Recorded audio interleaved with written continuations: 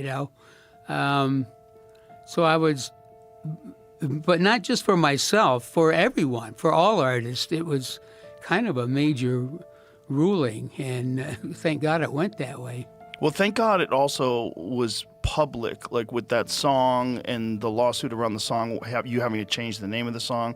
Because back then, at least at the time, like, well, this was probably, what, the 80s? No idea how evil. They had no idea. They bought the albums, they loved the musicians, and they just liked the music. They didn't know what was going on behind the scenes. They didn't know how these people own your catalog, they own the music, they own the publishing. They try to just get as much money out of you as humanly possible, right. Own your name, own your likeness. You know, most fans had no idea. And that's probably the way it really should be. When I was young, I just cared about Elvis and his guitar player, you know. I didn't want to know I didn't even know there was stuff behind it the Colonel. To know. Yeah. Oh my God.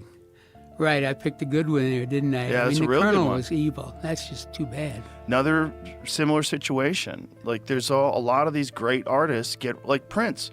He got wrapped up to the point where he had to change his name to a symbol because he didn't own his name anymore. Prince. Yeah, I remember going, well, if he doesn't want to use it, you know, I'll take it. You know? Yeah, it's just the business itself. I mean, you have these creative artists that make this music that everybody loves, and then you have these hyenas that work behind the scenes that are the ones that are collecting the majority of the money from it, and they're not making any music. And to the average fan like myself, like, that's abhorrent. That's disgusting. Like you see that, it just drives you nuts. Well, also, you know, the creative people are special. And, I mean, you know, look around. There's way more of other types of people than there are creative people. And to douse that, you know, or own that, which is what was going to happen, is just an onerous thing. I came out on the good side of it. I try not to worry about it too much. But it's great that you came out on the good side of it. But it's also great for people to know. And it's really great for young artists to be aware as they're coming up, especially as they're beginning their journey, that this could happen to them. Yeah, and there's all kinds of, you know, bad people around just waiting for you to slip up and sign something that will give your rights away, that sort of thing. I get such a joy out of music, you know. I mean, it started that way when I was a little kid. I mean, didn't even know what I was doing or what that was. I was hearing this sound and, you know, and I liked it, and I just kind of went with it. I didn't try to analyze it too much.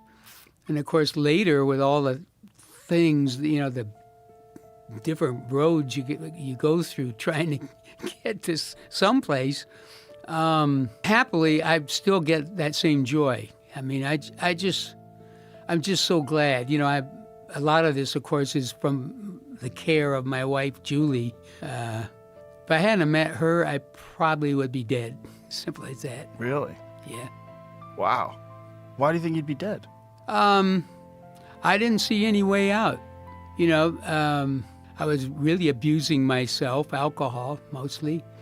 I really felt bad inside. I mean, it's when you get like that, Joe, you're not really operating on the same plane in the world that all the other people that you see are. You know, you walk into a market or something and look around, and probably most of the people are kind of normal, you know, whatever we call that. But when you're really hurting inside for whatever reason, I mean, in my case, something really unjust had been done to me. But, you know, however you get there, and then you start abusing yourself with drugs, alcohol, whatever, you just kind of, it becomes a habit. You just stay there, right? And so you're not really enjoying the sunshine and the love that's around you and all the rest of it. You become kind of a pathetic person, sad, certainly. So that, you know, that was the deal. That when Julie met me, I was that guy. There was sort of certainly an anger, I mean, but a bitterness too. Almost like a self-fulfilling prophecy where you look for something to go wrong, and then it goes wrong. And you go, see, I told you. I mean, it's a terrible mental place to be, and I was there. Do you think this was a loop that you got in because of the lawsuits?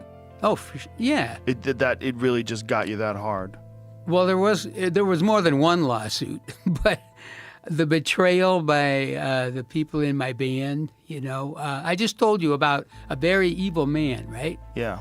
And I'm the only guy from Creedence who's ever actually mentioned that he's an evil person, to the extent that quite publicly my brother Tom, right during this same time, was saying that Saul was his best friend. Oh, Jesus. It was just really hard to deal with.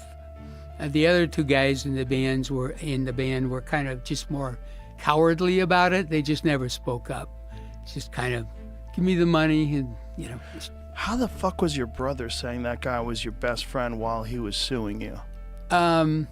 He was re-signed after the breakup of Creedence. He kind of shopped around and didn't have much success finding a label. And so he went, right about the time that this trial was going to happen, he re-signed with Fantasy. I'm talking about the first trial. Mm-hmm. Which was the first trial? The first trial was about, basically the band had lost its life savings. All of us in Creedence, the record company had gotten us into this offshore tax plan. And I'm saying this with a smile because nowadays it just sounds so, some guy comes walking up to you and got a trench coat on a corner in New York City. Hey, buddy,